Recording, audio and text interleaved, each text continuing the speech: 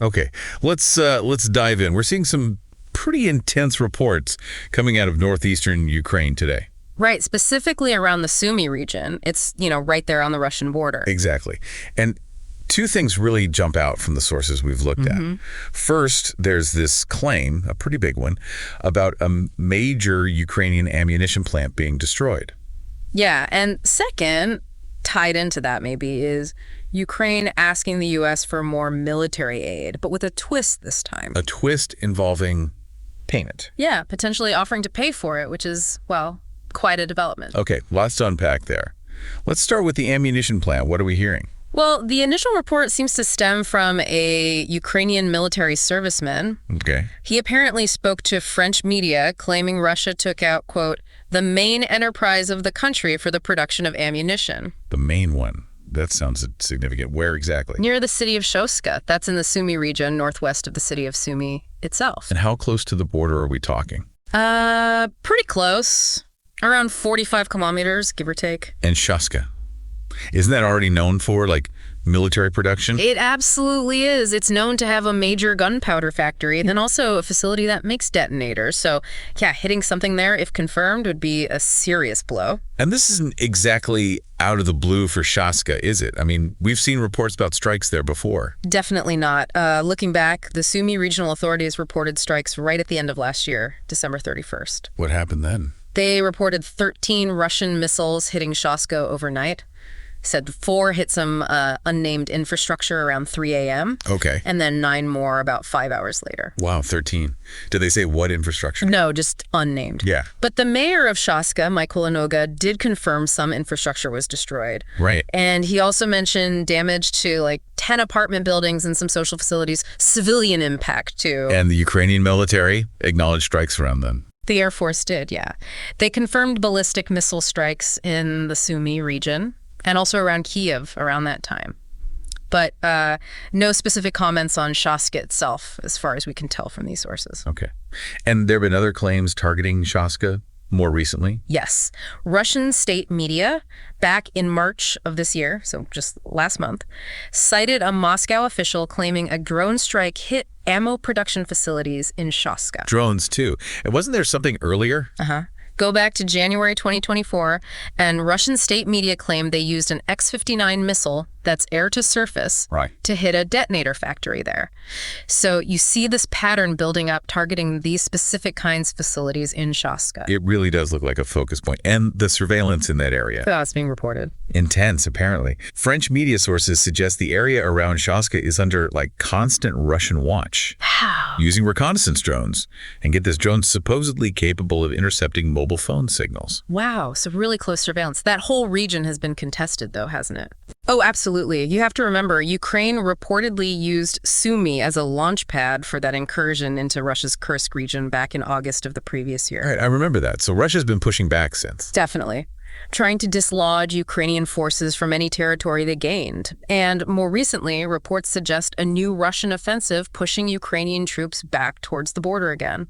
And this new offensive involves advances into Sumy. That's what some reports claim, yeah. Capturing several Ukrainian villages. And airstrikes increasing, too. Seems so. More strikes on border settlements leading to evacuations. Thousands moving to the regional center for safety, according to reports. And Ukraine's top commander confirmed an offensive has started. Yes. In an interview published just this past Wednesday, he basically said the offensive the president had warned about, well, it's already underway. Okay, so heavy fighting, focus on Shostka. Yeah. But does Russia intend to, take the city? What are the French reports saying about that? That's an interesting point. Those French media reports suggest maybe not a major ground assault directly on Shostka itself. So what then?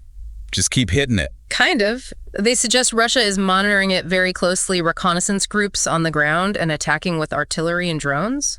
Sort of a pressure campaign, maybe, rather than a full-on occupation attempt. And there was that mention from a soldier about a plan to break through. Yeah, that was intriguing, suggesting a possible Russian plan to bypass the city of Lviv, that's southeast of Shostka, also near the border. To get around defenses. Potentially, yeah, like in a flanking maneuver instead of a direct assault.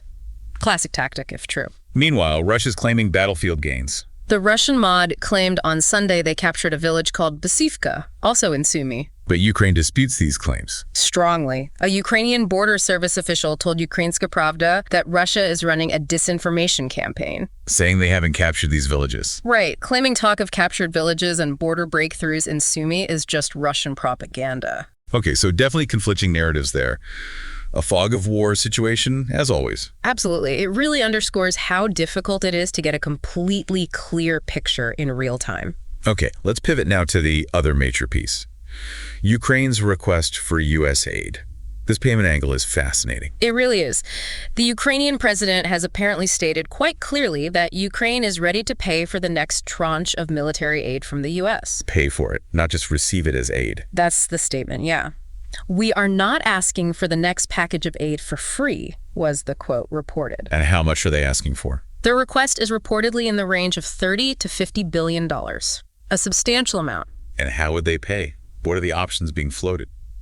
Two main ideas seem to be on the table. One is straightforward, direct payment to the U.S. Okay. The other is more complex, contributing to some kind of joint fund. A joint fund linked to minerals. Exactly. Linked to a potential minerals agreement, using future revenue from Ukraine's natural resources to help finance the aid. So this is being driven partly by the U.S. side, too. It appears so.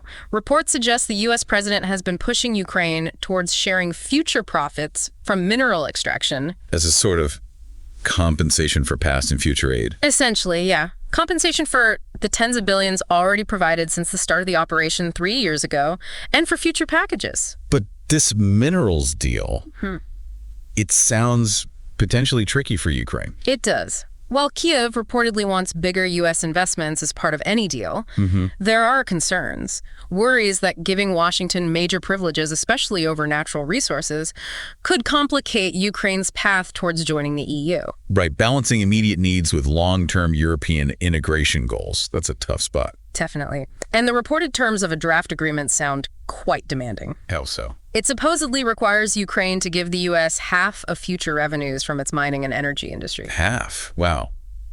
Is Kiev okay with that? Reports suggest they're pushing for better terms and also making the point that they don't really see themselves as being in debt for the aid received previously. They view it differently. Understandable perspective. So this is an ongoing negotiation, it sounds like.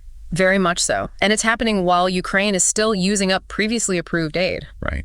The president mentioned they're still getting supplies from the package approved under the last U.S. administration. Yes, he confirmed that. But crucially, he didn't say when those supplies might run out. Which adds urgency to getting this next package sorted out. Precisely.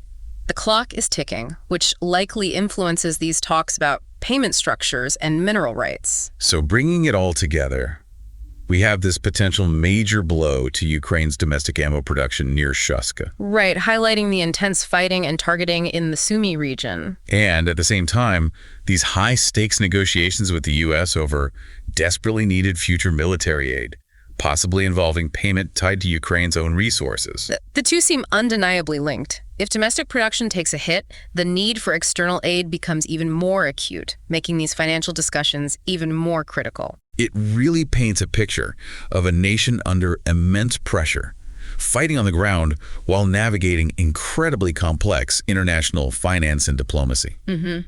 A very precarious balancing act. And as we've gone through this, we've really just tried to lay out the facts as reported in the sources we have without adding our own take. Exactly, just presenting the information available on these two key unfolding situations. Subscribe to our podcast on Spotify, Apple Podcasts, and YouTube. We are here to make things clear. New episodes every day.